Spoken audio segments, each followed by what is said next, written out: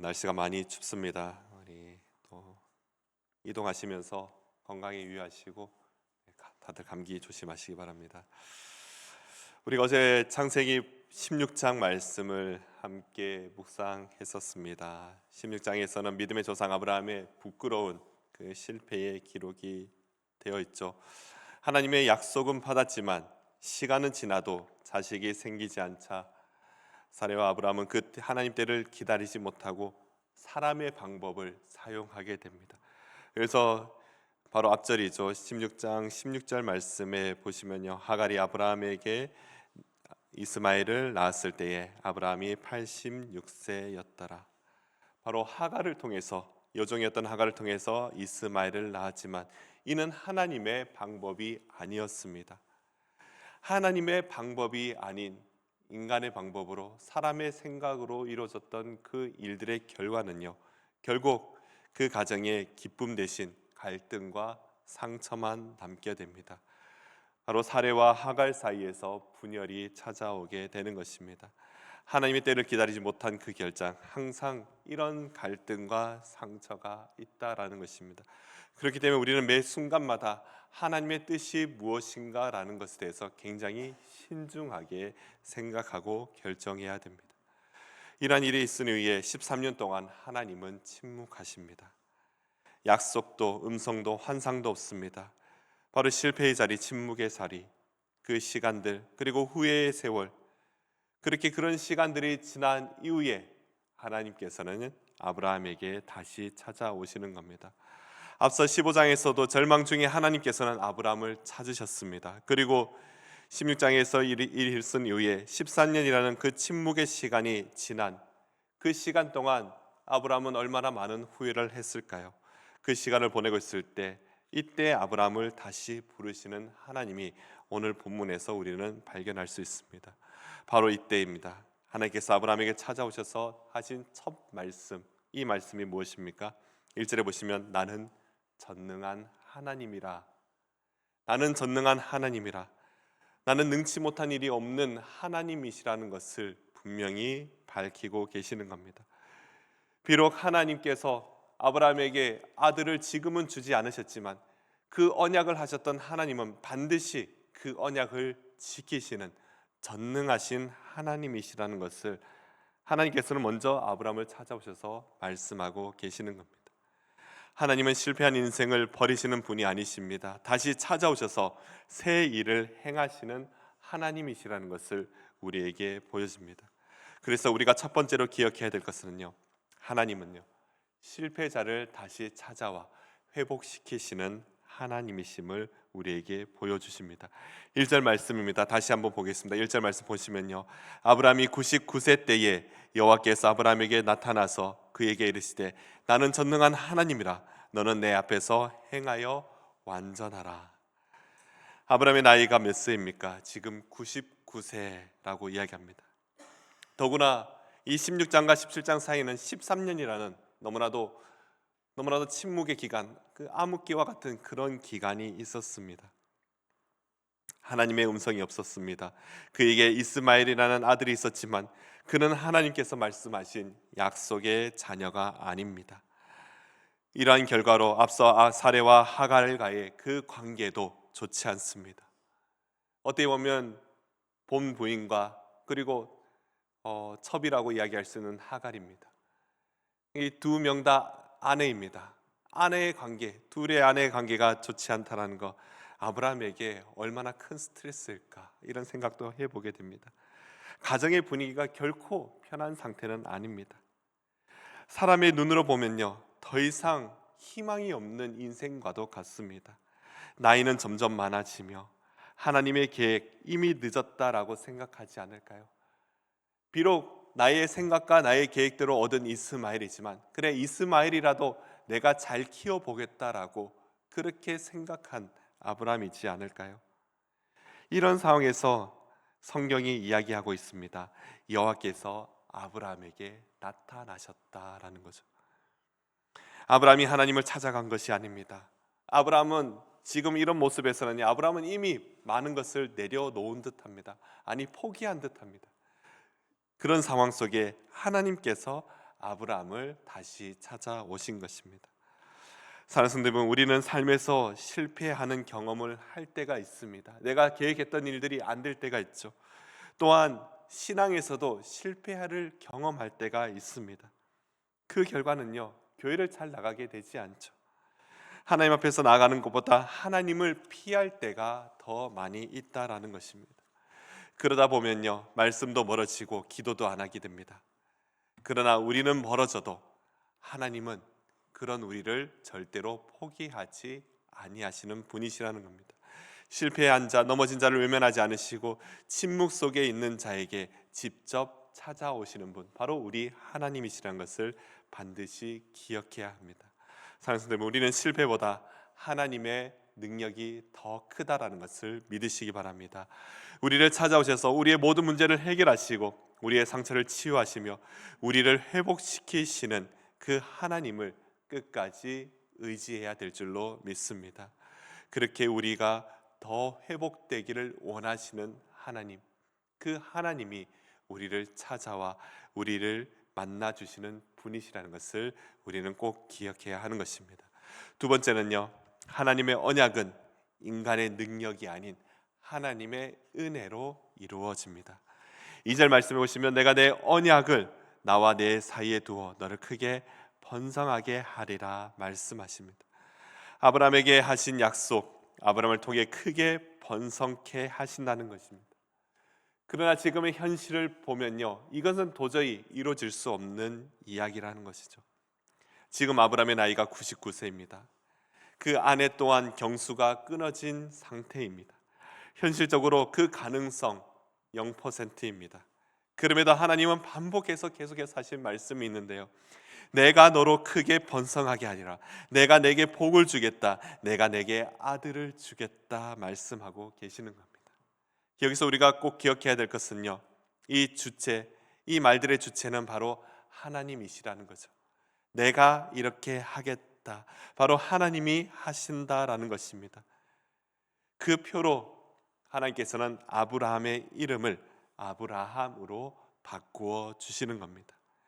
아직 아들이 없는데, 아니 하나님이 약속하신 그 아들이 없음에도 하나님께서는 이 이름을 아브라함으로 바꾸시며 바로 열국의 아버지라 이렇게 부르시고 계십니다. 그뿐만이 아닙니다. 오늘 본문의 후반절을 보시면요, 그 경수가 끊어진 사레의 이름 또한 사라로 바꾸시며 그녀를 열왕의 어머니로 그렇게 부르고 계시는 겁니다. 여기서 우리가 기억해야 될 것은 하나님의 시각과 우리의 시각은 전혀 다르다라는 것입니다. 우리의 시각은 어떠합니까? 우리는 현실을 바라보게 됩니다. 지금 내가 처한 이 상황을 보면 도저히 이해할 수 없는 상황들입니다. 아니 앞으로 한 걸음 나아갈 수도 없는 상황입니다. 그러나 하나님의 시각은 다르다는 것입니다. 하나님은요, 우리는 앞으로 한 걸음을 나아가는 것을 떠나 하나님께서 계획하시고 하나님께서 약속하신 그 일들은 반드시 이루어 주시는 하나님이시라는 것을 우리에게 보여주는 것입니다.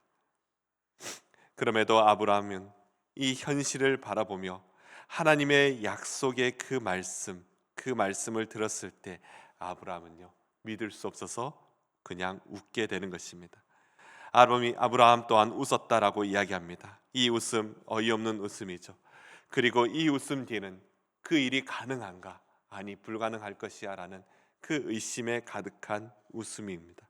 믿을 수 없는 불신이 가득한 것입니다. 그럼에도 하나님은 약속을 철회하지 않으시는 분이십니다. 가능하지 않는 일을 가능케 하시는 것, 이것이야말로 하나님의 은혜라 이렇게 말씀드릴 수 있습니다. 내 것이 아니라 생각했는데 나에게 주어질 때 우리는 이것을 향하여서 은혜입니다라고 고백할 수 있듯이 아브라함에게 하나님의 약속은요, 반드시 은혜로 가능케 되는 것입니다. 사랑하는 성도 여러분, 우리는 내가 부족해서 환경이 안 돼서 이미 늦어서라고 자꾸 안 되는 이유를 찾습니다. 그러나 우리가 기억해야 할 것은요, 하나님은 능치 못한 일이 없으신 전능하신 분이십니다. 전혀 변할 것 같지 않는 사람도 반드시 변화시키는 분이시라는 것이죠. 절대로 회복될 것 같지 않은 나의 상황도 회복시켜 주시는 분이시라는 것. 내가 정말 오랫동안 했던 기도입니다.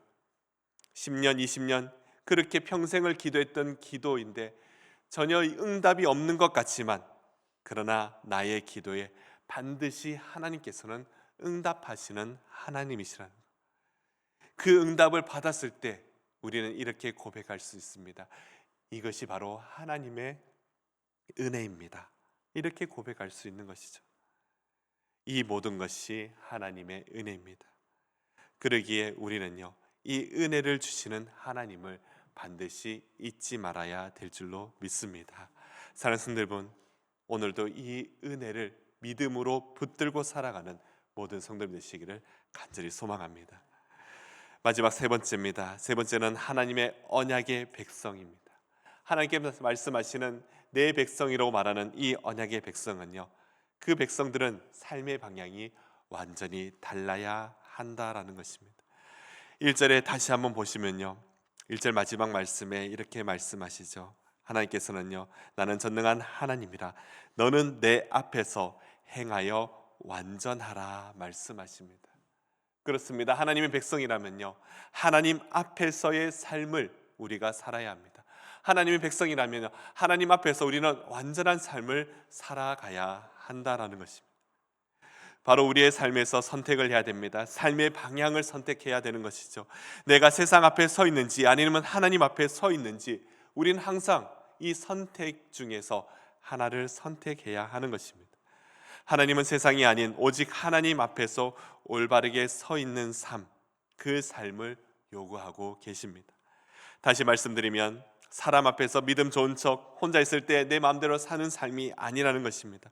이런 이중적인 신앙을 버려야 한다는 것이죠. 우리 믿음의 성도들 중에서도요, 교회를 다닌다 하지만 교회에 다녔을 때 교회에 나와서만 믿음 생활인 것처럼 하는 성도들이 정말 많습니다. 하나님이 계시는 곳에서, 아니 하나님이 없는 곳에서는 내 마음대로 살아가는 사람들이 많다는 것이죠. 사람들이 보는 데서는 내가 집사이며 내가 장로이고 내가 권사이다라고 그렇게 보이는 사람이지만, 아니 사람이 없는 곳에는 내 멋대로 살아가는 사람들이 너무나도 많다라는 것이죠. 하나님께서는 이런 신앙, 이중적인 신앙을 반드시 버려야 한다라고 말씀합니다. 하나님 앞에서 선다는 것, 바로 말도 하나님 앞에서, 그 선택도 하나님 앞에서, 또한 돈도 하나님 앞에서, 사람과의 관계도 하나님 앞에서 결정하는 삶을 이야기하는 것이죠. 하나님의 백성이라면 반드시 이렇게 해야 한다라는 것입니다. 즉 어디에서나 어느 상황에서든지 나는 크리스찬입니다, 나는 성도입니다 라는 것을 항상 보여줄 수 있어야 한다는 것입니다. 제가 평일에는 현장에서 일을 합니다. 지금은 날씨가 너무 추워져서 잠시 쉬고 있습니다만, 일하는 곳에서는 저를 사람들이, 나이 많으신 분들이 많죠. 근데 분들이 나를 영민아 영민아 이렇게 부르지 않습니다. 강 목사 강 목사 이렇게 부릅니다. 제가 목사인 것을 알고 있습니다. 그래서 강 목사 강 목사 하고 있습니다. 간혹 어린 친구들이 한 번씩 같이 일할 때가 있습니다. 그럼 그들은 저에게 이렇게 합니다. 목사형 목사형 해요. 저는 이 말들이, 저를 이렇게 부르는 것이 저는 항상 좋습니다. 먼저 이 호칭이 좋은 것을 느낄 때는요, 이렇게 한 번씩 회식할 때, 이 현장에서 일하시는 분들 회식은 밥을 먹는 것이 아닙니다. 다 술을 마십니다. 근데 절대로 저에게 술을 권하지 않습니다. 마치 저를 뭔가 제 호칭이 저를 보호하는 것 같아요. 이게 저는 참 좋습니다. 그리고 현장에서 늘 들리는 소리는요, 그냥 일상적인 대화보다는 욕이 굉장히 많이 들립니다. 이게 너무 자연스러워요. 그냥 화가 나서 욕하는 것이 아니라 그냥 힘들기 때문에 본능적으로 나오는 그런 소리들이죠. 그러나 그곳에서 저는 절대로 욕을 할 수 없습니다. 한번 말 잘못했다가는요, 와 목사도, 이런 이야기들 나오거든요. 이렇습니다. 우리가 어디에 있든지 우리의 모습이, 누가 보든지 간에 우리의 모습이 하나님 앞에 서 있다라는 것을 우리는 반드시 기억해야 하는 것입니다. 하나님께서는 아브라함을 통해 하나님의 백성을 세우셨죠. 이들은 특별히 구별된 백성들이었습니다. 그렇기 때문에 이들은요, 평생 이 구별된 백성이라는 것을 정말 프라이드로 가지면서도 절대로 그들은 그 삶을 함부로 하지 아니하였던 것입니다. 이뿐만이 아닙니다. 이 구별됨을 표시하기 위해서 하나님께서는 그 증거로 할례를 주시는 거죠. 11절에 보시면요, 너희는 포피를 베어라. 이것이 나와 너희 사이에서 언약의 표징이니라. 왜 하필 할례일까요? 바로 이 할례는요, 살을 베는 아픔이 있는 것이죠. 그리고 보이지 않지만 평생 이것을 기억할 수 있기 때문입니다. 우리 몸에 상처를 내었기 때문에 이것은 평생 우리가 가지고 갈 수 있는 표징이 되는 것입니다. 우리의 신앙 또한 이렇습니다. 세상에서는 결코 편한 신앙은 아닙니다. 결코 편한 삶은 아닙니다. 바로 살을 베는 듯한 이런 아픔도 있습니다. 그러나 그 삶을 바꾸는 그런 표식이 된다는 것을 우리는 반드시 기억해야 하는 것입니다. 사는 성도여러분, 새벽에 나와서 기도하는 것 결코 쉬운 것은 아닙니다. 저도 이제 익숙해졌지만, 그러나 특세에 나오는 아이들 보면요, 그 1년 중에 잠깐 나오는 거잖아요. 그러나 그 아이들한테 물어보면요, 하루 종일 피곤하다고 해요. 학교 가서도 계속 졸음이 온다고 이야기합니다. 결코 쉬운 것은 아닙니다. 그러나 우리가 이것을 기억해야 되는 것은요, 이것이야말로 바로 언약의 백성의 흔적이라는 것이죠. 모습이라는 것입니다. 이때 바로 하나님 앞에 바로 설겠다는 것을, 바로 살아가겠다라는 그 고백을 할 수 있을 줄로 믿습니다. 할례 받은 언약 백성이죠. 직장에서나 학교에서나 가정에서나 그리스도임을 부끄러워하지 않고 드러내는 믿음의 삶, 그 믿음의 삶을 살아가는 모든 성도 되시기를 간절히 소망합니다. 말씀을 맺습니다. 사랑하는 성도 여러분, 아브라함의 인생이 아브라함으로 바뀐 것, 환경이 달라졌기 때문도 아닙니다. 몸이 젊어졌어도 아니고 문제가 사라졌어도 아닙니다. 바로 하나님께서 이를 칭하여 새 이름으로 불러주셨기 때문에, 그리고 그 이름을 믿음으로 받아들였기 때문에 아브라함은 아브라함의 삶으로 완전히 달라질 수 있었던 것입니다. 오늘 이 새벽에 하나님 우리에게 묻고 계십니다. 여전히 옛 구습의 삶을 따라가서 살 것인지, 아니면 하나님 알지 못하는 그 이름으로 계속 살아가고 있을 것인지 하나님께서는 다시 우리에게 묻고 계십니다. 또한 하나님은 다시 우리를 부르고 계십니다. 언약의 사람, 다시 세워질 사람, 하나님께서 책임질 사람으로 다시 부르고 계십니다. 사랑하는 성도 여러분, 우리는 이때 우리가 선택해야 되는 것이죠. 과거에 우리의 이름으로 살아갈 것인지, 아니면 하나님께서 주신 새 이름으로 살아가야 될 것인지, 그저 과거에 그냥 강영민으로 살아갈 것인지, 아니면 하나님께서 새롭게 불러주신 목사 강영민으로 살아가야 될 것인지, 우리는 선택할 수 있다는 것이죠. 사랑하는 성도 여러분, 아브라함이 아브라함으로 되었던 것처럼 오늘도 하나님 앞에서 새 이름, 새 믿음으로 다시 시작하는 예수 그리스도의 모든 성도님 되시기를 간절히 소망합니다. 기도하겠습니다. 하나님 아버지, 감사합니다.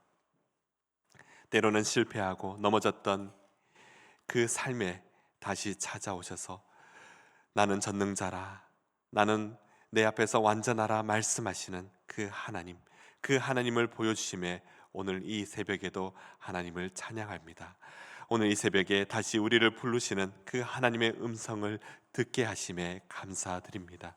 사람의 방법을 의지하지 않게 하시고 하나님의 언약을 붙드는 그 믿음으로 살아가게 하여 주시옵소서. 환경 앞에서 흔들리지 않는 그 삶을 살아가게 하시며, 또한 문제 앞에서 두려워하지 않게 하시고 언제나 하나님 앞에서 기도하며 또한 말씀 앞에 우리가 믿음으로 붙들어 나가는 하나님의 언약의 백성들이 다 되게 하여 주시옵소서. 오늘 하루도 전능하신 하나님과 동행하게 하시고 약속을 따라 걸어가는 그 믿음의 발걸음이 되게 하여 주시옵소서. 감사드리며 예수님 이름으로 기도드립니다. 아멘.